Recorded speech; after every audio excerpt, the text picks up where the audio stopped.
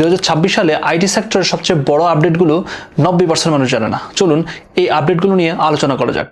প্রথমত, বিশ্বব্যাপী IT budget এবং খরচ বাড়ছে। 2026 সালে আইটি খাতে 9.8% ব্যয় বাড়বে। এটি প্রায় $6 ট্রিলিয়ন ছড়াবে। অর্থাৎ সময়ের সাথে প্রযুক্তির বিনিয়োগ আরও বেড়ে চলছে। এর মূল চালিকা শক্তি হচ্ছে আর্টিফিশিয়াল ইন্টেলিজেন্স এবং ক্লাউড এআই এবং ক্লাউড ডাটা সেন্টার। দ্বিতীয়ত, এআই এবং মেশিন লার্নিং। এআই শুধু গবেষণা নয়, বরং প্রতিদিনের আইটি কাজের অংশ হয়ে উঠেছে। এআই কোডিং এবং সফটওয়্যার ডেভেলপমেন্টে সহায়তা করছে, সাইবার সিকিউরিটিতে আগাম হুমকি শনাক্ত করছে। এই কারণে আইটি পেশাদারদের কাছে এআই স্কিলের চাহিদা ক্রমে বাড়ছে। চলুন 3 নম্বরে আলোচনা করা যাক ডেটা চালিত ব্যবসা এবং ইনোভেশন। যুক্তরাজ্যের মতো দেশে 2026 সালে আইটি কোম্পানিগুলোর মধ্যে ডেটা চালিত ইনোভেশন বিনিয়োগ বাড়ছে। গ্রাহকের আচরণ, মার্কেট টার্গেটিং ও প্রযুক্তির উন্নয়নে ডেটার ভূমিকা গুরুত্বপূর্ণ।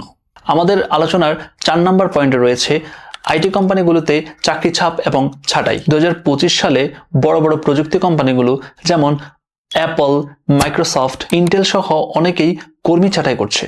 এর কারণ হলো এআই এর সাথে কাজের স্বয়ংক্রিয়তা বাড়া এবং শ্রম খরচ কমা।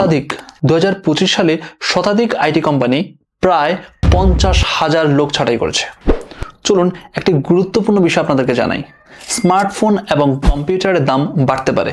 কেন তা বলছি? মূলত এআই চিপের কারণে স্মার্টফোন এবং কম্পিউটারের দাম একটু বাড়তে পারে। শেষ কথা, 2026 সালে আইটি সেক্টরের বড় প্রবণতা। প্রথমত, AI and automation, coding development, cyber security, সব জায়গায় এখন এআই মূল চালিকা শক্তি। দ্বিতীয়ত, ডেটা অ্যানালাইসিস এবং ক্লাউড সার্ভিসে বিনিয়োগ বাড়ছে। তৃতীয়ত, চাকরির প্যাটার্ন পরিবর্তন।